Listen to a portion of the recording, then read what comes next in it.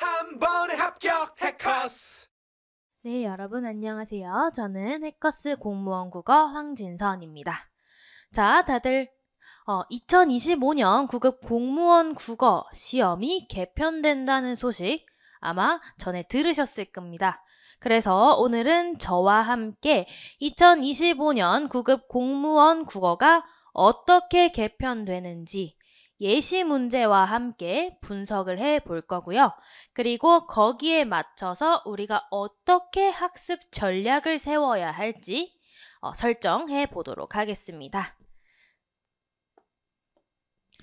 자, 우리 인사혁신처가 발표했죠. 인사처가 출제하는 9급 공무원 시험의 출제 기조 전환을 2025년도부터 본격적으로 추진하겠다라고 밝히고 있습니다. 자, 사실 여러분들이 다들 알고 계실 거예요.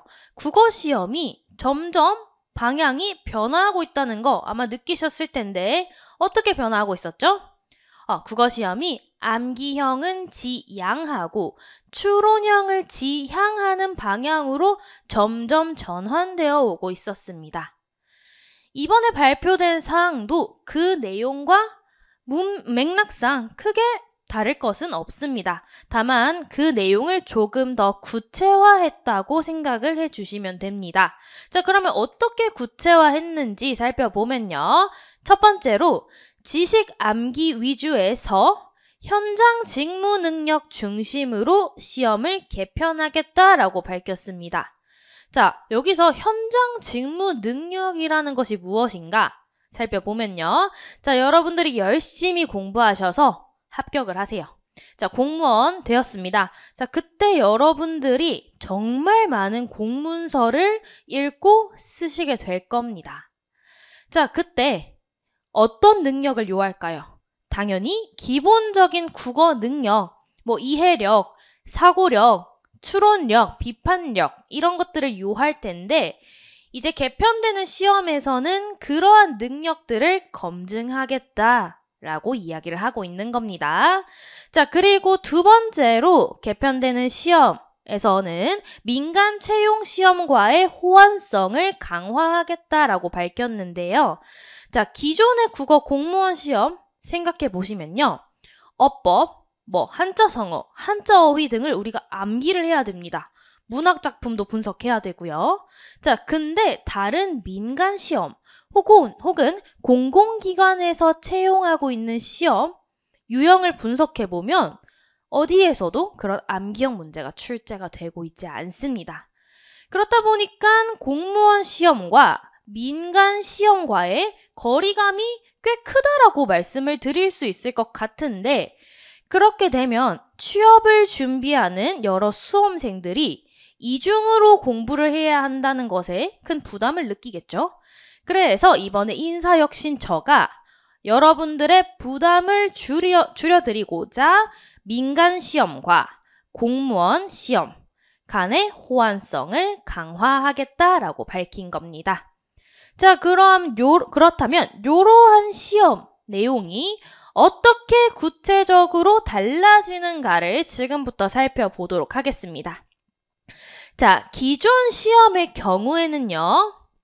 어법, 그리고 한자 어휘, 그리고 문학 유형이 절반가량 약 10문제 정도 출제가 된다라고 생각을 하시면 되는데 그 말인즉슨 현재 시행되고 있는 공무원 국어 시험은 암기 위주라고 말씀을 드릴 수가 있습니다. 자, 그렇다면 개편되는 사항에서는 이런 암기 위주의 시험 유형을 지양하고 직무 수행과 밀접한 언어 능력을 검증하겠다라는 것입니다. 자, 이때 직무 수행과 밀접한 언어 능력이라는 것은 제가 앞서 말씀드린 바와 같이 기본적인 국어 능력, 그리고 이해, 추론, 비판력과 같은 사고력을 검증하는 시험으로 개편하겠다.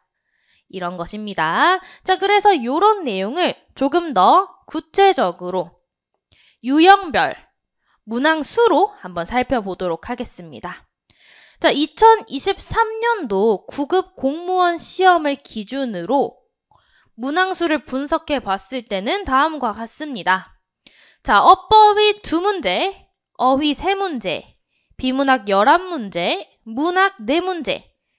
이렇게 해서 암기형이 총 9문제. 9문제로 절반가량 출제가 되었다면 전환되는 시험에서는 어법, 어휘 그대로 나오기는 하지만 얘를 비문학 지문과 세트형으로 연결시켜서 접목시켜서 암기형이 아닌 추론형으로 출제가 될 것입니다.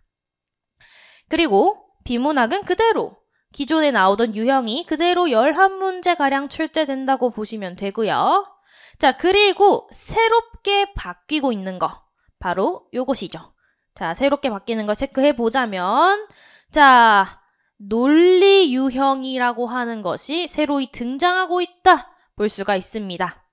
자, 그래서 이 논리형 무엇인가? 이것이 무엇인가는 뒤에서 문항별 분석할 때 한 번 더 말씀을 드려보도록 할게요.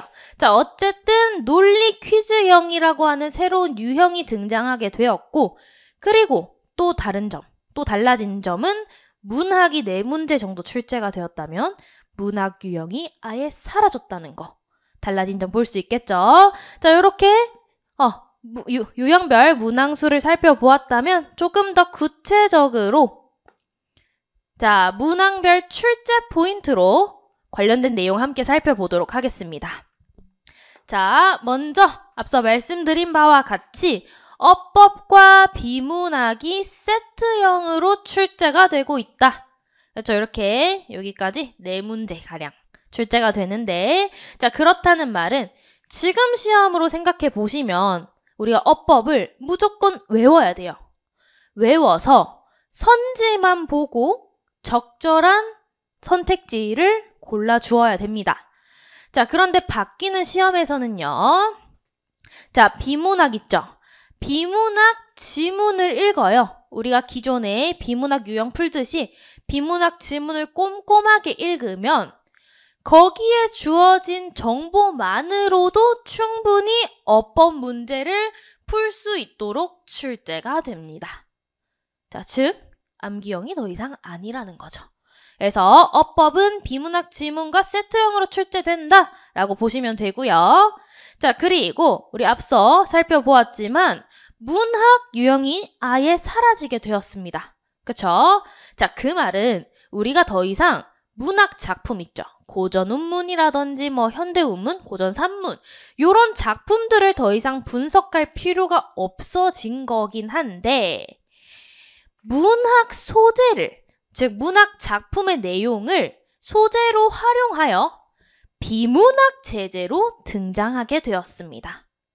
자, 그렇지만 어쨌든 우리가 작품을 더 이상 분석할 필요는 없어졌어요. 그래서 얘도 문학 소재를 활용하기는 하지만 그냥 비문학 유형으로 생각하시고 문제를 풀어주시면 됩니다. 자, 그 다음에 우리 새롭게 등장하는 유형, 논리형에 대해서 한번 설명을 드려보도록 할게요. 자, 논리형. 얘를 우리가 PSAT형이라고 말씀드릴 수가 있습니다. 자, 실제로 PSAT형에서는 이런 논리 퀴즈 문제들이 출제가 되고 있는데 자, 새로운 유형이긴 해요. 새로운 유형이지만 사실 우리가 이미 알고 있는 내용입니다. 우리가 이미 기본 이론반에서 다루고 있는 내용이에요. 자, 그게 무슨 말이냐 하면요. 자, 우리 비문학 처음 시작할 때 필요한 기본 이론 내용을 배워요. 자, 그때 다들 논증의 종류, 논증의 유형을 배우게 됩니다. 논증의 유형에는 연역 논증 있고 귀납 논증 있고 유비 논증 있다. 자, 그 중에서도 연역 논증이라고 하는 애는 주로 3단 논법의 구조를 취하게 됩니다. 자, 그 3단 논법에도 종류가 있는데 정언명제, 가언명제, 선언명제 이렇게 나뉘게 됩니다. 자, 보세요. 가언명제, 정언명제. 우리가 이미 알고 있는 내용을 활용해서 걔를 논리 퀴즈형으로 낸다 뿐이지 사실 내용적인 측면에서는 색다를 게 전혀 없습니다. 아시겠죠? 그래서 다시 말씀드리지만 유형 자체는 새로운 유형입니다. 그렇지만 우리가 이미 알고 있는 내용을 새로운 유형으로 다루는 것일 뿐이지 우리가 뭐 새로 개념을 익힐 필요는 없다. 말씀을 드릴 수가 있을 것 같아요. 자, 그 다음 넘어가서 비문학. 여기도 문학 소재 활용하고 있고요. 나머지 요 비문학들 기존에 출제되던 아이들과 동일한 형태를 띱니다. 자, 그리고 어휘 보이시죠? 자, 어휘. 자, 여기도 보이고 여기도 보이는데요. 자, 얘 같은 경우는요. 보시면 10번, 11번에 묶여있죠. 15번, 16번에 묶여있죠. 자, 얘네들은 역시 어법처럼 비문학과 세트형으로 출제가 됩니다. 자, 비문학과 세트형으로 출제가 됨으로써 더 이상 뭐 한자 어휘라든지 한자 성어 암기하시는 게 아니라 지문을 읽고 내가 이 어휘의 의미를 파악할 수 있는가? 그러니까 이해력을 요하는 수준으로 문제가 출제가 됩니다. 그래서 정리하자면 어휘도 더 이상 암기형이 아니다. 단지 우리가 잘 이해하고 있는가? 우리가 추론을 잘 할 수 있는가를 검증하는 수준의 문제로 출제된다라고 봐주시면 됩니다. 자, 그리고 또 역시 여전히 그대로 기존 유형과 동일하죠. 그리고 또 새로 나오는 단어 보이시는 게 있을 거예요. 자, 뭐냐면 요 논증평가라고 하는 출제 포인트. 새로운 아이죠. 새로운 유형이에요. 자, 논증평가라고 하는 요 아이도 역시 피셋형에 속하게 됩니다. 피셋형에 속하게 되는데 얘도 사실은 우리 기존의 비문학 읽듯이 접근하면 됩니다. 단지 그냥 피셋형에서 이름만 가지고 왔다. 유형만 피셋형이지 접근법은 기존의 비문학 지문과 동일하다라고 생각하시면 됩니다.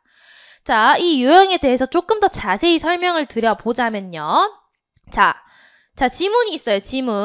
지문에 글쓴이가 말하고자 하는 바가 있겠죠? 우리가 그것을 주장 혹은 결론이라고 얘기를 합니다. 그쵸? 그리고 그 결론, 주장을 뒷받침하기 위해선 항상 근거, 전제가 존재해야 합니다. 자, 그러면 우리가 이 지문에서 전제라고 하는 것과 근거, 결론, 전제라고 하는 것과 주장, 결론이 있어요. 그쵸? 그러면 이 전제와 결론을 잘 정리를 해 두어요. 자, 그 다음에 선지로 내려가 봅니다. 자, 선택지에서는 지문에 나오지 않은 새로운 정보들이 제시가 되어요. 새로운 정보들이 제시가 되고요.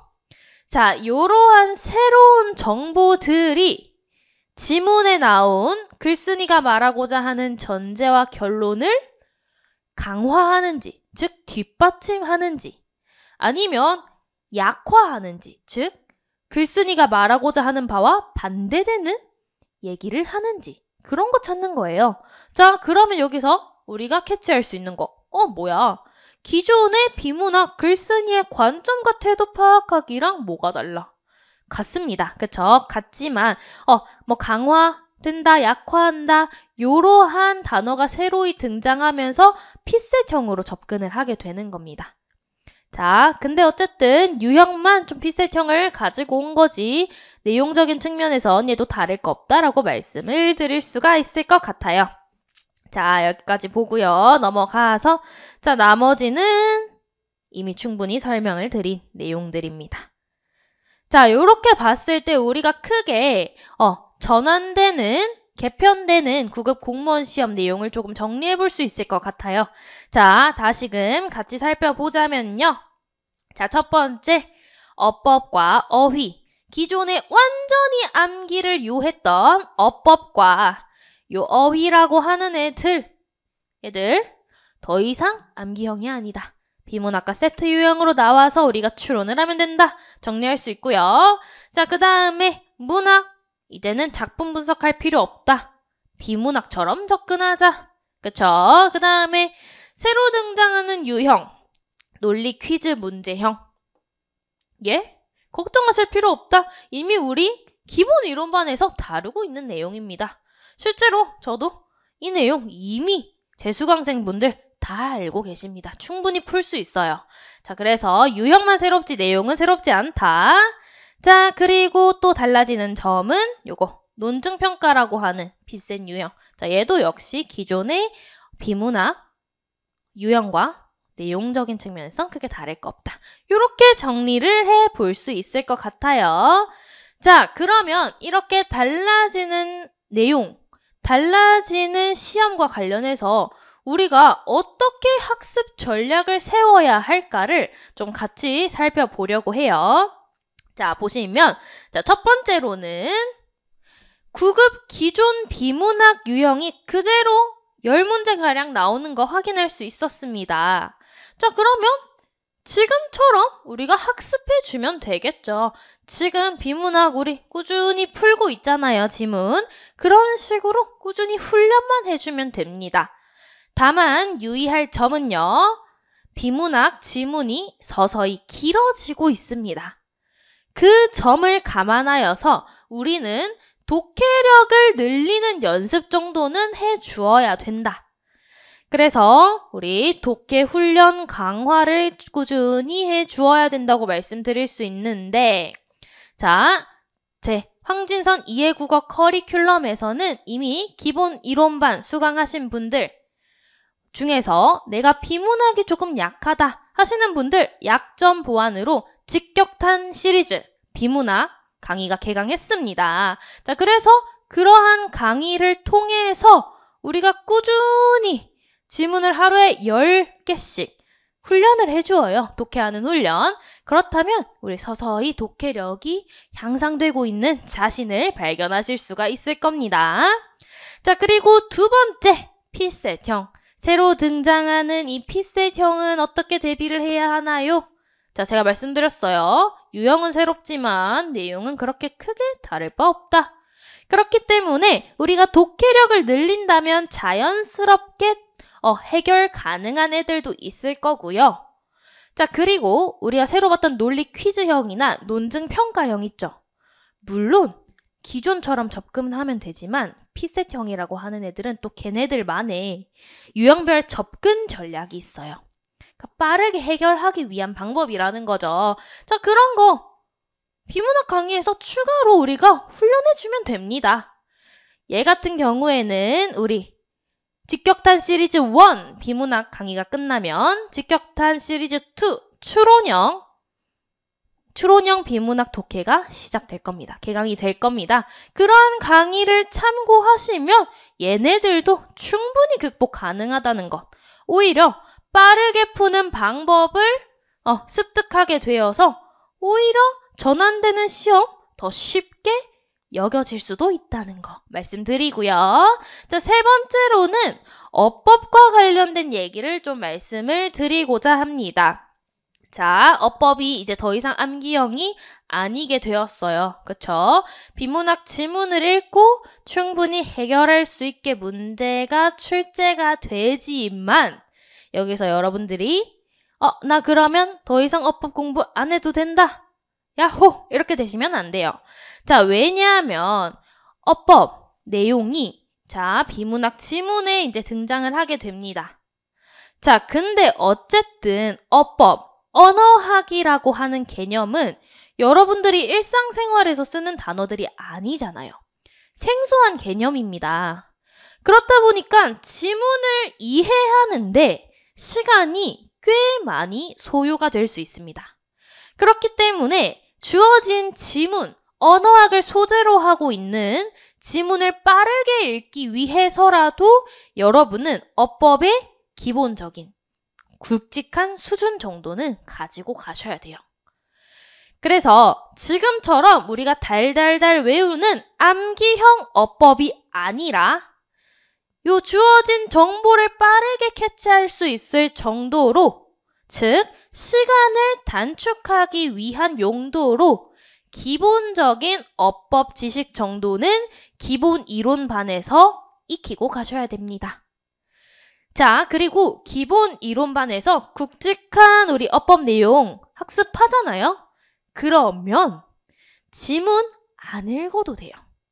지문 읽지 않아도 선지 분석만으로도 적절한 정답을 고르실 수가 있습니다.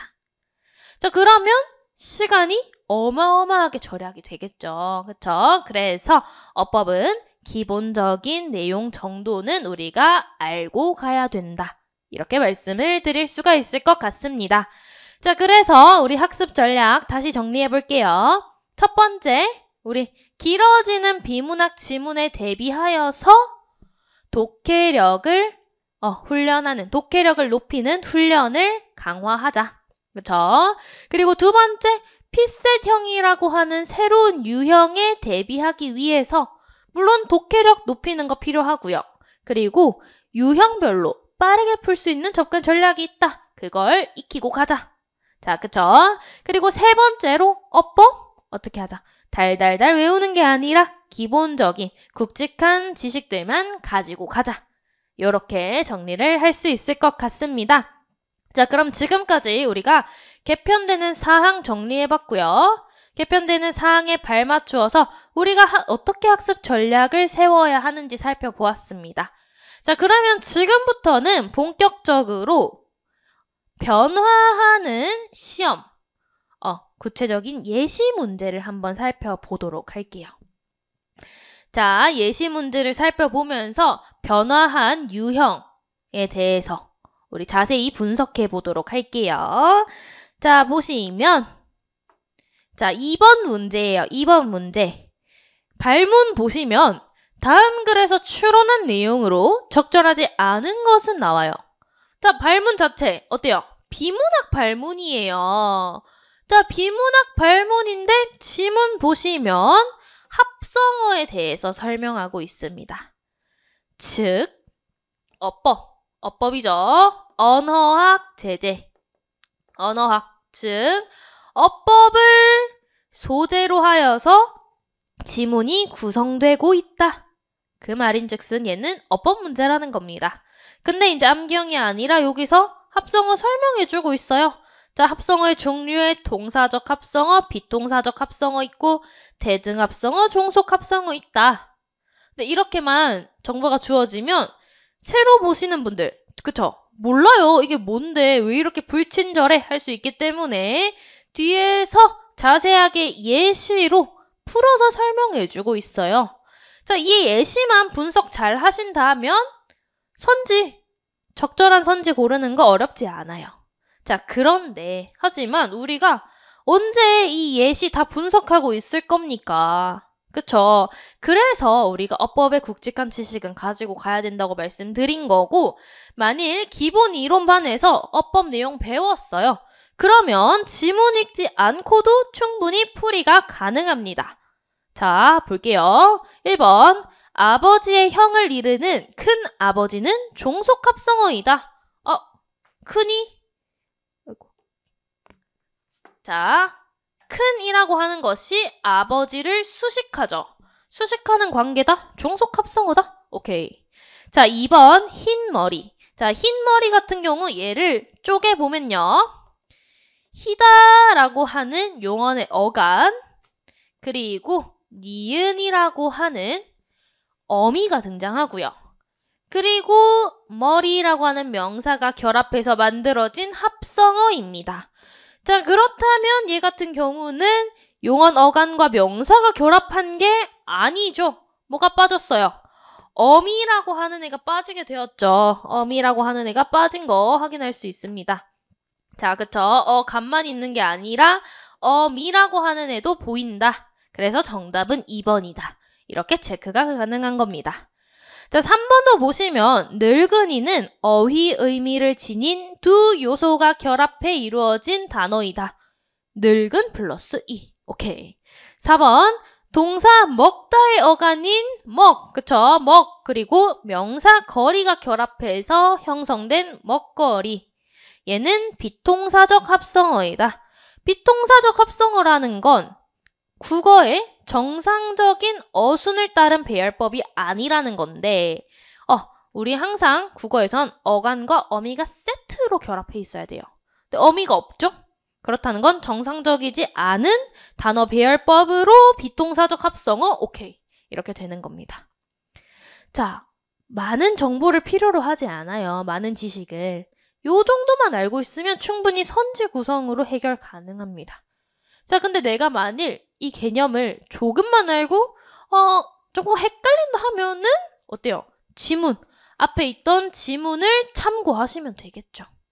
그쵸? 그래서 어법은 우리가 이 지문을 빠르게 해석하기 위해서라도 시간 절약을 위해서 기본적인 내용은 무조건 익히고 가야 된다.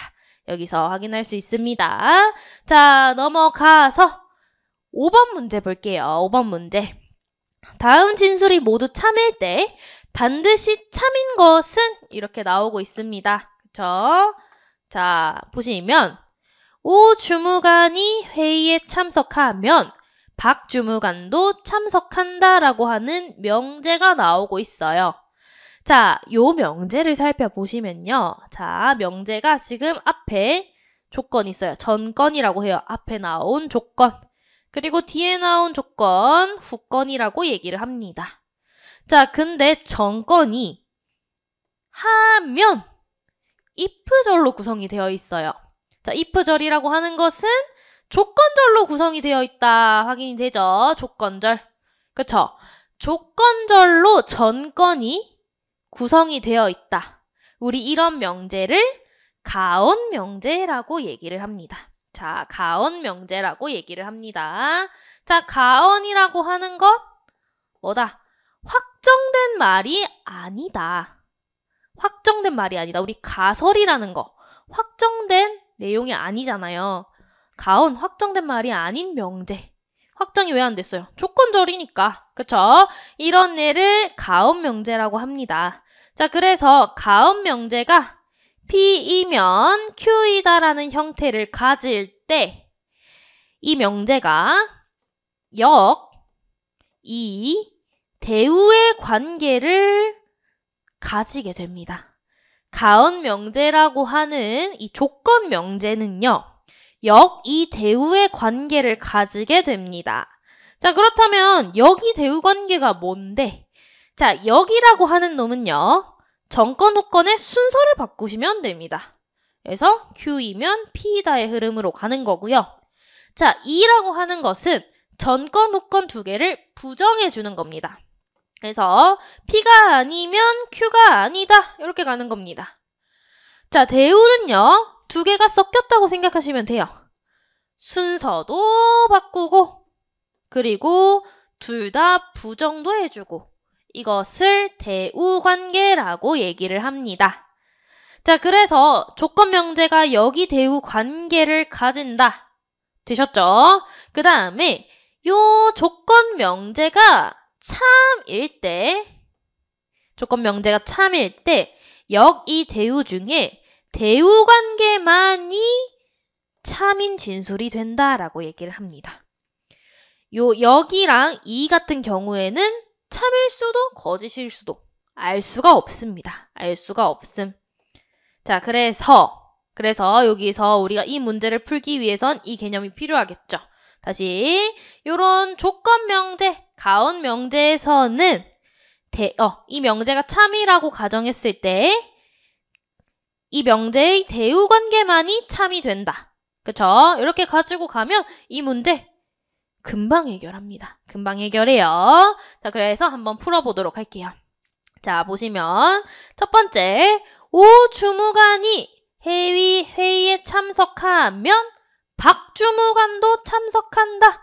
이런 흐름으로 적을 수가 있겠죠. 자, 두 번째, 박 주무관이 회의에 참석하면 홍 주무관도 참석한대요.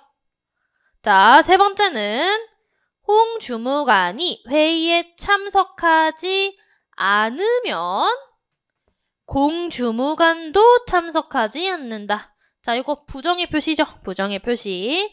자, 요것들이 다 참이래요. 자, 이걸 바탕으로 참인 진술, 대우관계로 정리 더 할 수 있죠. 자, 대우관계 적어볼게요. 첫 번째 진술의 대우관계는 박이 참석하지 않으면 오도 참석 안 해. 그쵸? 홍이 참석하지 않으면 박도 안 해. 그쵸? 공이 참석하면 홍도 참석해. 요렇게까지 정리가 됩니다. 자, 그쵸? 자, 여기서 끝나냐? 여기서 끝이 아닙니다. 왜 끝이 아니냐면요. 자, 요거 두 개 연결되는 거 보이세요? 연결되는 거 보이시죠? 자, 얘네 두 개 연쇄시킬 수가 있어요.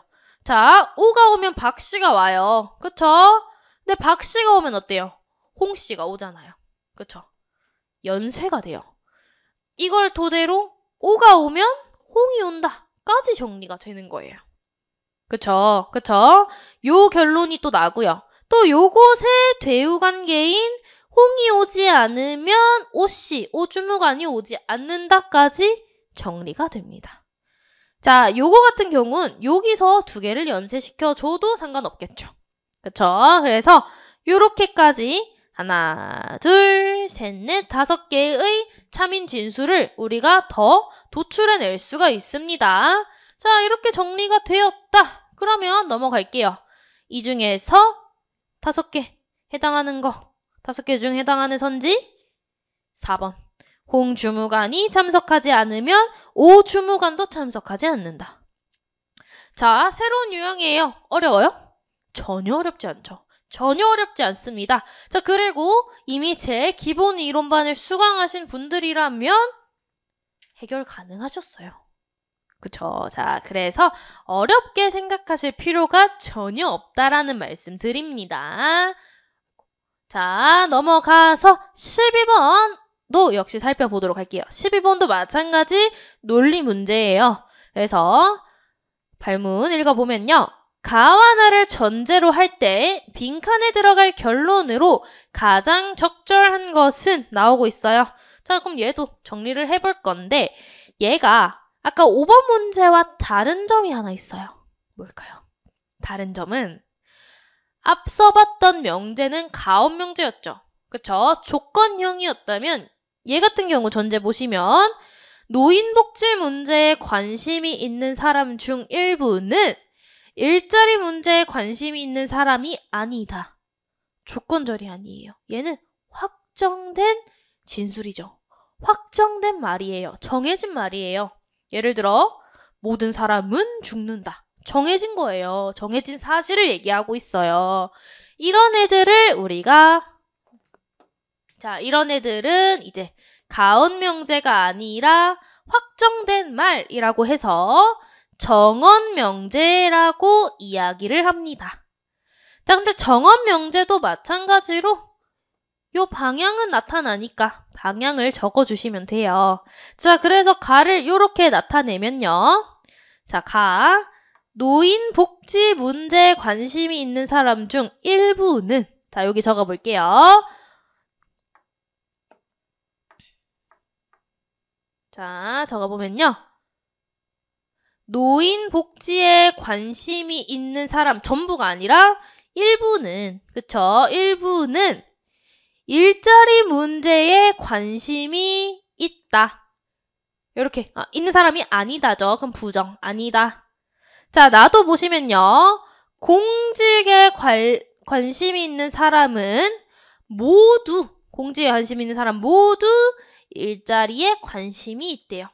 자, 요렇게 정리가 되지 않겠습니까? 그쵸? 요렇게 정리가 될 거고요.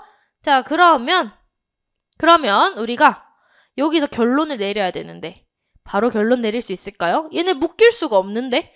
그럼 얘네를 묶이게끔 공통되는 말을 뽑아야 되는데 공통되는 말 어떻게 뽑을 수 있을까요? 일자리로 뽑을 수 있겠죠. 그쵸? 얘는 일자리가 아니다고요. 얘는 일자리다. 그럼 얘를 일자리가 아니다로 바꿔주면 돼요. 어떻게? 대우관계로 일자리 관심 있는 사람 아니면 공직에도 관심이 없구나. 이렇게. 자, 그렇게 되면 어떻게 돼요? 이제 일자리 2개 연쇄시키면 될 거 아니에요. 2개를 연쇄시키면 어떻게 된다?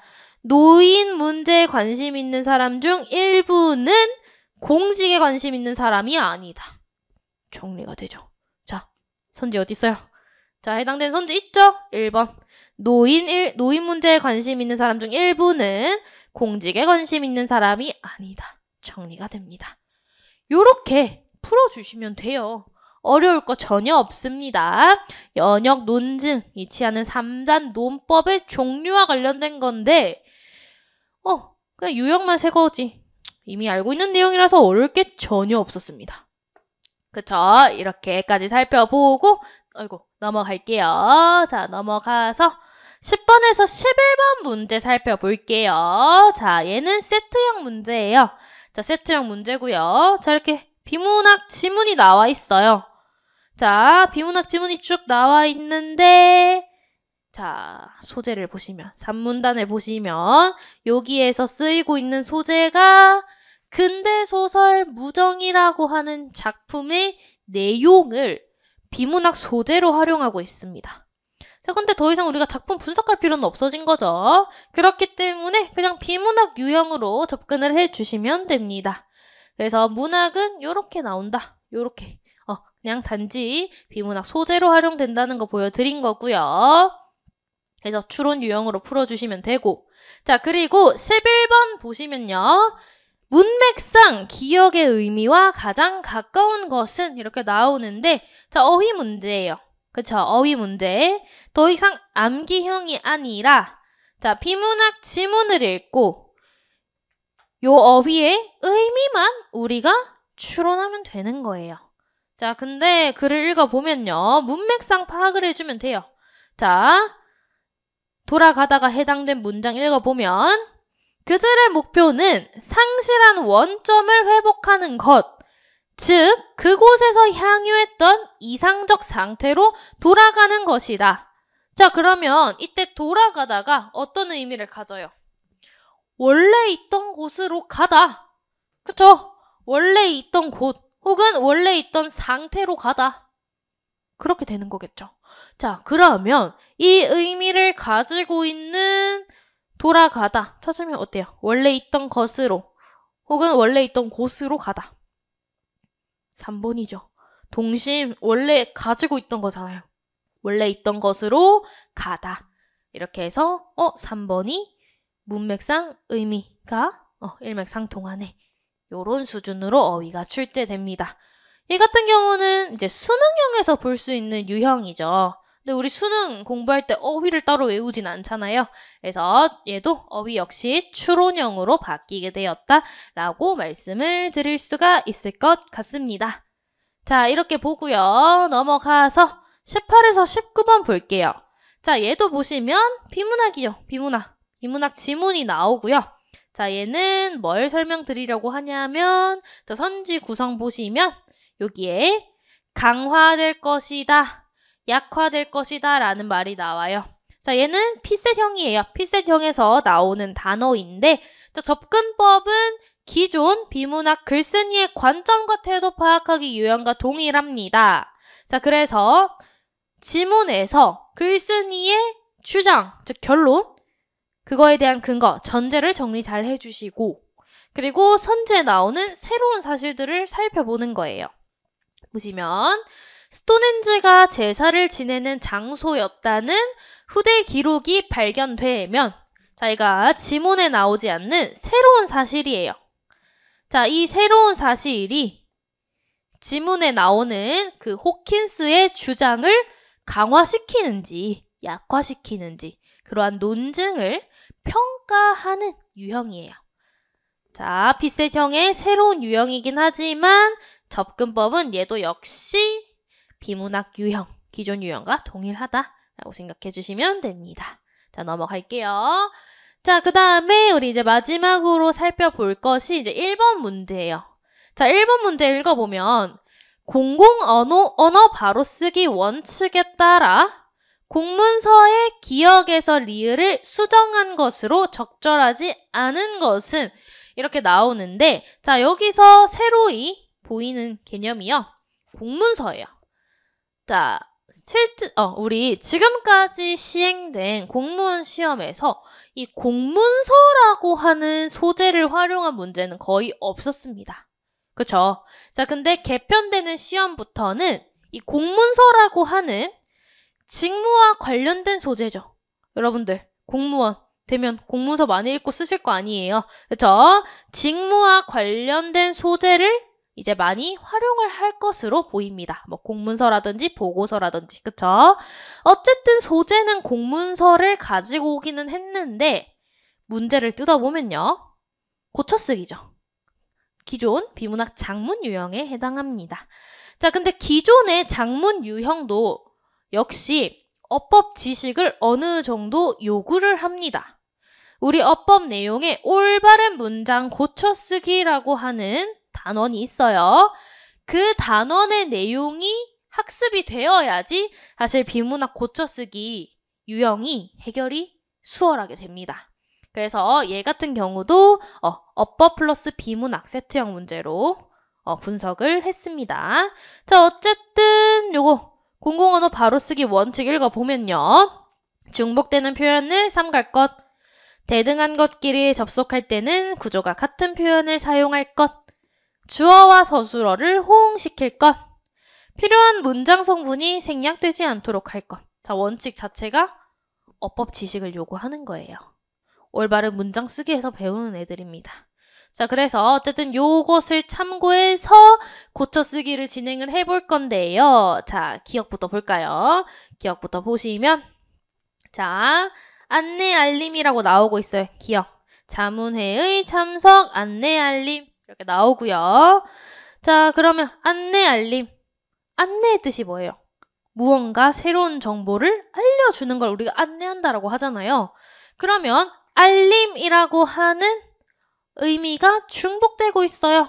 자, 중복되는 표현 삼가자고 했었죠. 그래서 알림을 삭제해서 안내로 고치는 거 적절합니다. 자, 니은도 볼게요. 표준적인 언어 생활의 확립과 일상적인 국어 생활을 향상하기 위해 이렇게 나오는데 자, 와, 과라는 접속 표현이에요. 접속 표현 앞, 뒤. 이 접속되는 요 단어나 구나 문장이나 절, 요 애들이 같은 구조를 가져야 된다라는 원칙이 있었어요. 자, 근데 과 앞에 내용 보시면 표준적인 언어 생활의 확립 명사구예요. 명사구. 자, 뒤에 보시면 일상적인 국어 생활을 향상하다죠. 얘 같은 경우는 목적어 플러스 서술어의 구조입니다. 즉, 두 개의 구조가 같지 않다. 그럼 얘를 고쳐 써줘야겠죠. 그래서 2번 선지 보시면 자, 역시 여기도 고로 연결이 되네요. 얘는 연결 표현이 엄이네요. 고. 자, 고 앞에 내용 보시면 표준적인 언어 생활을 확립하다. 어때요? 목적어와 서술어의 구조. 뒤에 애들 보시면 일상적인 국어 생활의 향상. 또 얘는 명사구로 바꿔버렸네. 얘도 역시 지금 두 개의 구조가 동일하지 않죠. 그래서 정답은 2번이 되겠죠. 적절하게 고쳐 쓰지 못하고 있습니다. 그래서 보시면 자, 해설한 바와 같이 고쳐 쓰기는 이렇게 어법 지식을 요구합니다. 그럼 여기서도 우리가 하나 가지고 가죠. 어법 내용은 기본적으로 익혀야겠다. 그렇죠? 이렇게 정리를 할 수가 있습니다. 자, 그래서 지금까지 우리가 개편되는 사항과 관련된 예시 문제까지 한번 살펴보았습니다. 자, 이렇게 쭉 내용을 살펴보니까 우리가 전체적으로 크게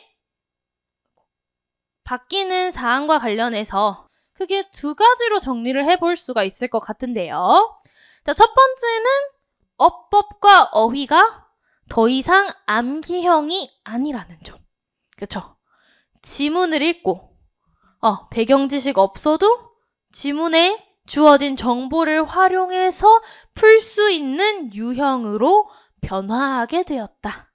그쵸? 이거 하나 가지고 갈 수 있는데 여기서 우리가 다만 어법 기본적인 내용은 익히고 가야 된다. 이렇게 정리해 볼 수 있을 것 같고요. 자, 그리고 두 번째 논리 퀴즈, 논증평가라고 하는 PSAT형 새로운 유형의 문제들이 등장하고 있습니다. 하지만 기존 비문학 내용과 크게 다를 것은 없습니다. 유형만 새롭다일 뿐이지 내용적인 측면에서는 사실은 우리가 이미 기본 이론반에서 다루고 있는 내용들이다라고 생각을 해주시면 될 것 같아요. 다만 추가적인 연습을 위해서는 우리가 계속 꾸준히 비문학 지문을 읽어서 독해력 향상시켜줘야 될 것이고, 그리고 시간 절약을 위해서 또 이런 유형별 접근 전략도 익히는 것이 더 효율적일 것이다 라고 말씀드릴 수가 있을 것 같네요. 자, 그쵸? 그래서 자, 여기까지 우리가 전반적으로 개편되는 국어 시험과 관련된 사항을 살펴보았습니다. 자, 근데 여기서 여러분, 우리 크게 달라지는 거 없다고 계속 말씀드리고 있어요. 여러분들은 이렇게 시험 유형이 바뀐다고 해서 크게 걱정하실 필요가 없습니다. 여러분들이 하셔야 될 건 지금처럼 꾸준하게 훈련, 노력만 하시면 된다는 겁니다. 여러분들이 열심히 문제를 푸실 수 있도록, 열심히 기본 내용을 익힐 수 있도록 저희 해커스 선생님들이 도와드릴 테니까 여러분들은 지금 하시는 것 그대로 열심히 노력만 해주시면 됩니다. 자, 저희는 여러분들의 빠른 합격을 기원합니다. 우리 모두 화이팅 해보자고요. 자, 그래서 지금까지 저는 해커스 2회 국어 황진선 선생님이었습니다. 감사합니다.